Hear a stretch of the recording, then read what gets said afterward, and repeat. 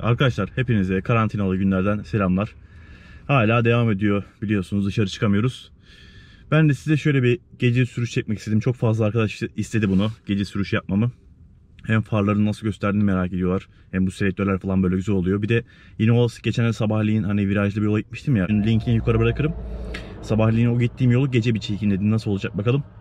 Ya olabildiğince çok zorlamadan, tehlike yapmadan, yine aynı şekilde böyle çok fazla kasmadan gideceğiz. Hem eğlencesi olsun, konuşuruz, muhabbet ederiz. Gece hem görüş nasıl, hem içerideki atmosfer nasıl Passat'ın, onu da görmüş olursunuz. Hadi gelin sürüşe geçelim. Bakalım beğenecek misiniz? Bu arada kanala abone olmayı unutmayın. İzlenmeleriniz çok güzel. Teşekkür ederim hepinize. Kanala abone olup destek olursanız da çok mutlu olurum. Teşekkürler, tekrar görüşürüz. Evet arkadaşlar, görüntüyü ayarladım. Umarım karanlık olmaz diye düşünüyorum. Ya ben şu an çok net görüyorum ama işte kamera GoPro Hero 8 olmasına rağmen yeterince ışığı alamıyor. Ya da ben tam ayarlarını yapamıyorum açıkçası, bilmiyorum. Şöyle Dereköy'den yine girelim bakalım. Tüketim ekranını kapatayım da psikolojimiz bozulmasın. Hemen sarıyor bak, yerler şu anda ıslak. Hafif bir yağmur çisiledi. En azından kış lastiğimiz var. Sıcaklığa bakayım ben, onu da görmüş olayım. 8,5 dereceymiş. 7 derecenin altında çalışıyor ama bu da yeterli bir derece aslında.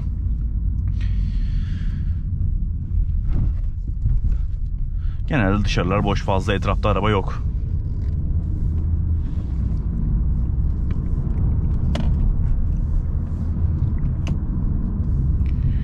Umarım görüntüyü beğeneceksiniz diye umuyorum.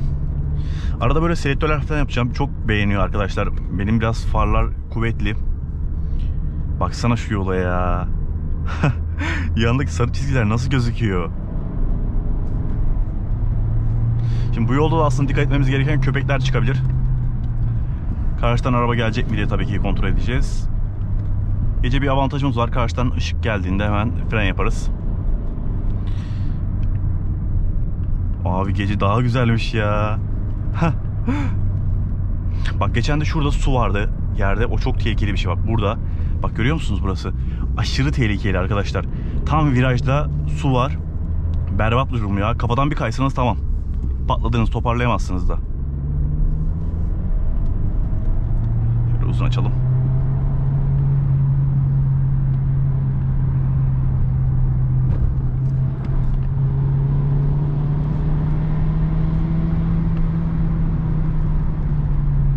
Geçen de burada çok hızlı geçtim diye laf söylemişsiniz. Biraz daha ağırlaşayım burada. Ama ciddi anlamda söylüyorum, gece çok çok daha güzel.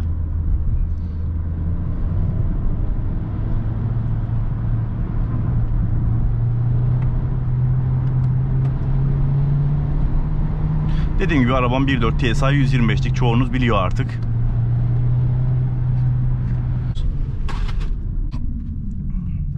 Ya bu arabada frenlerken böyle dip fren yapmamanız gerekiyor arkadaşlar. Dip fren yaptığınız anda ABS devreye giriyor. Çok kolay giriyor ABS devreye.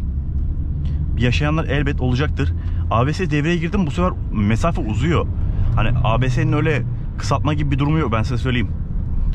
Yani ABS sadece sizin yön vermenizi kolaylaştırıyor.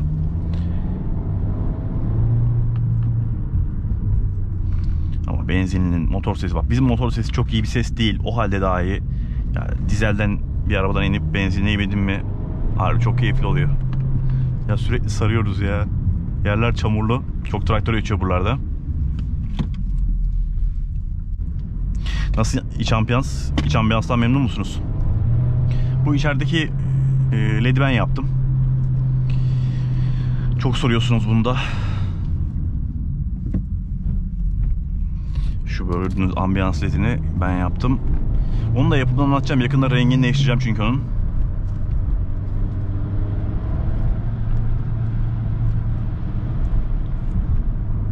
Yerler kaygan, korkutuyor beni.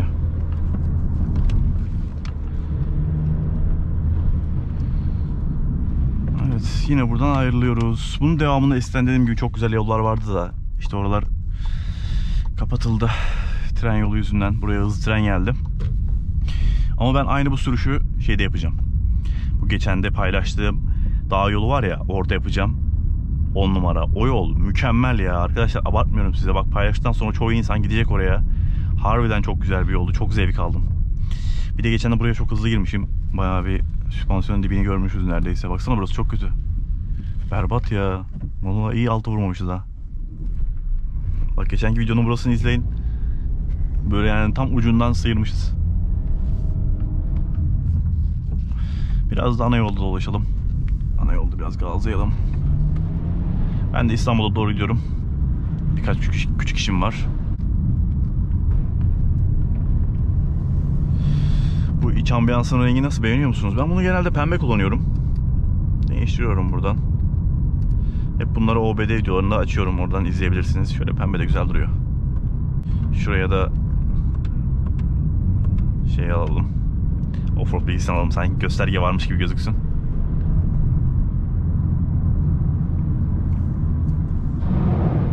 Aa, bayağı da sürükmüş.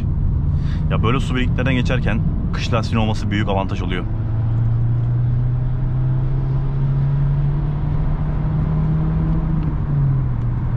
İşte bazı arkadaşlar soruyor, mesaj atıyor, niye yüksek devir çevirmiyorsun diye. Ya açıkçası ben öyle arabayı çok fazla bağırtmaktan hoşlanmıyorum. Böyle 6000 redline falan, böyle kırmızıda vites değiştireyim falan, bunlardan zevk almıyorum. Arabayı böyle zorladığımı, yorduğumu hissediyorum. Ya bu tarz şeylere de gerek yok yani, hani yapabileceğimiz şey ortada. Hani o hızla ben zaten ağır ağır da çıkabilirim. 5000 devir benim için yeterli bir devir. Yine fazla basmayacağım. Biliyorsunuz radar korkusundan dolayı. Burada radar olma ihtimali olduğu için. İleride yine bir virajda hafiften zorlarız. Ben özellikle gece sürüşlerini çok seviyorum. Bir de böyle yağmurlu oldu mu. Şimdi o fren yapma özelliğini de kapattım. Yakıtı çok fazla etkilemez. Şimdi yakıtı göstermeyeceğim çünkü çok Roland'da çalıştırdım. Roland'da bayağı bir çalıştım. Ama yine dur ya, göstereyim hadi. Bayağı uçmuştur şu anda. 12 kilometre yapmışım. 8.8 yakmışız. İyi gene ya. Roland'da çok çalıştım ama bayağı bir Roland'da çalıştırdım, ısınsın araba diyor. Tamam, buradan sonra biraz radar olmaz. Azıcık basayım. Tırcı abi de ortalamış gidiyor bak.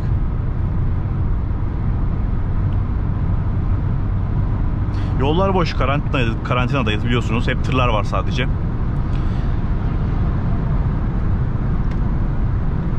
İşte Passat'ın güzelliği bu. Hani ben kendimi kasmıyorum, yormuyorum ve böyle 140-150 ile çok rahat bir şekilde ilerleyebiliyorum, anladınız mı? Hani şu verdiği güven bana yetiyor.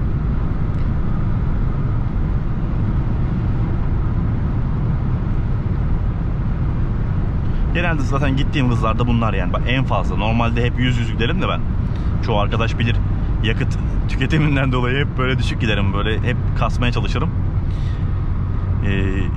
Ama eğer ki basacaksam da benim sınırım 140-150'dir. Ve 6. viteste basarım yani. Hiç öyle vites düşüreyim de gazlayayım da öyle bir derdim yok. Bu arada bak, yukarıdaki ışığı görüyor musunuz bilmiyorum bak. Şurada göreceksiniz. Bak, bu da hızlı tren. Yapımı yapılıyor burada. Hızlı trenin tüneli burası. Şu ta karşıdan gelecek hızlı tren, burada havadan geçecek buraya, böyle karşıdan Sapanca'ya doğru gidecek. Bu yolda bir de sağ şerit çok kötü arkadaşlar. Aynı otobandaki gibi. Otobanda da böyle raylar var. Tekerler böyle bir giriyor, arabayı sağa sola atıyor. Berbat bir durum ya. Burada da aynısı var. Tırlar hep o yollara iz açıyor. Bu tırları da zorluyor aynı şekilde. Ancak bizim arabayı da mesela sağa sola sarsıyor. Motor bisiklet var. Çok fazla gözükmüyor.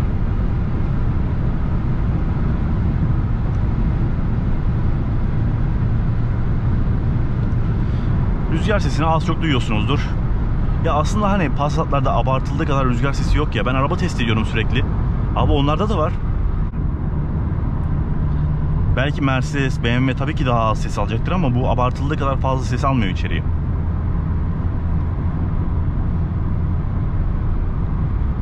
...508 ile ama çok fazla arasında kaldım ya. 508 belki bir tık daha iyi sanki.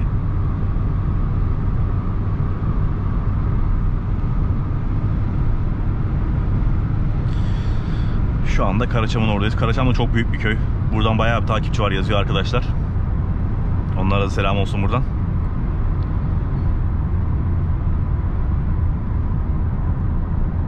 Evet, her yer tır ya. Doğru düzgün araba görmedim yani. Bir Doblo gördüm geçerken. Tırlar mecbur çalışacak. Onlar bile çalışmasa biz ne yapacağız?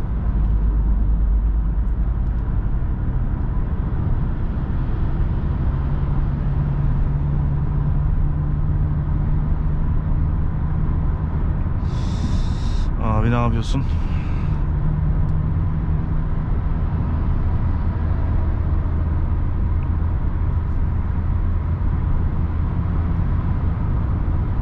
Burada 120'yi geçmeyeceğiz. Ya geçen de radar gördüm burada geceliğin ya. Ayıptır, günahtır. Gece radar koyulur mu ya? Vallahi çok kişinin canı yanmıştır o gece. Yine mi var acaba? Bir ışık var orada ama.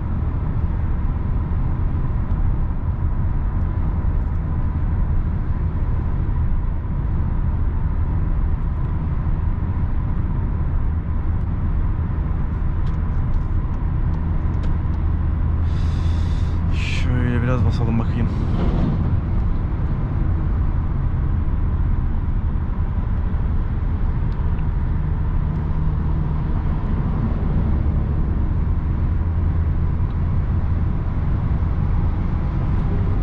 Ya size şöyle müzik açıp gazlamayı çok isterdim.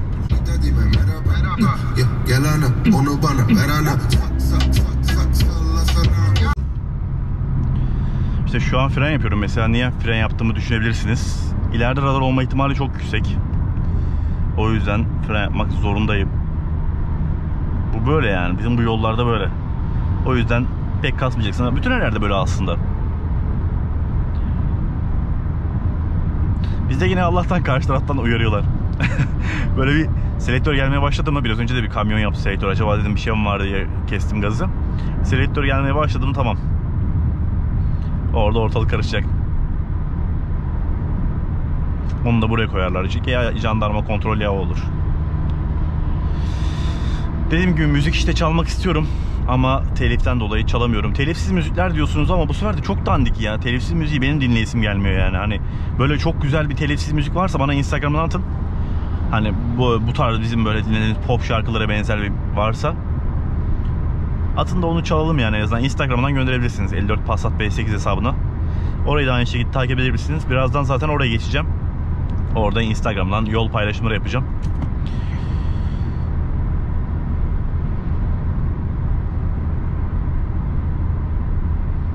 Umarım görüntü aydınlıktır yani. İnşallah öyle olur. Siz de bilgisayarlarınızın rengini açın iyice. Bizim yakıt ne oldu? Ha bak yakıt bastıkça düşüyor görüyor musunuz? İşte o Ronaldo'dan dolayı. Ronaldo bekledi ya. 8.8'de şu anda 7.9 olmuş.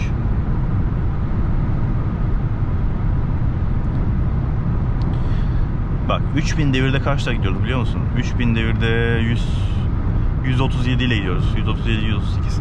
Kötü arkadaşlar. Bunun devir hız oranı kötü.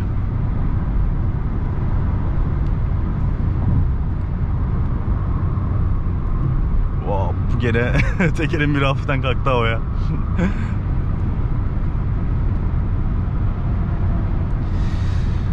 Artık ben buradan otobana ayrılayım. Şu tabelaların yansıması çok hoşuma gidiyor. Umarım videoyu beğenmişsinizdir. Kanala abone olmayı, videoyu beğenmeyi unutmayın. Desteklerinize ihtiyacım var. Aynı bu sürüşler gelmeye devam etsin mi? Geceliğin sürelim mi? Sizin bana önerileriniz var mı? Ben her türlü öneriyi açığım. Her türlü mantıklı eleştiriye de açığım. Tekrar görüşürüz. Ama görüşmeden önce size şunu göstermek istiyorum. Bak bu ateş ölçümüm var ya abi çok kötü. Ben şimdi İstanbul'a gelirken ne yapacağım ya? Çıkışlarda bir şey yok da girişlerde şu trafiğe bakar mısınız? Kaç kişi kontrol ediyor acaba? Bakayım ben size göstereyim şöyle.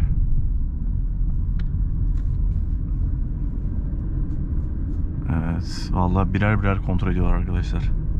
Ve bu kuyruk bence var ya ta öbür tarafa gidiyor. Heh, bak buradan anlayacağız şimdi şurada gidiyor. Yandık ya ben bir navigasyona bakayım da. Hayır anlamadığım şey D100'de kontrol yok. Burada kontrol var. Ne anlamı kaldı bu işin? Ben D100'den parasız yoldan giderim. Bak trafik buraya iyi fazla yok. Şu girişte sadece. Allah'tan kimse dışarı çıkmıyor da. Ya benim de acil işim olmasa ben de çıkmam evden ya. Hiç yani atılacak tehlike değil bu iş yani. Evet ben Yatmaya geçiyorum. Hadi kendinize dikkat edin. Seviyorsunuz. Görüşürüz.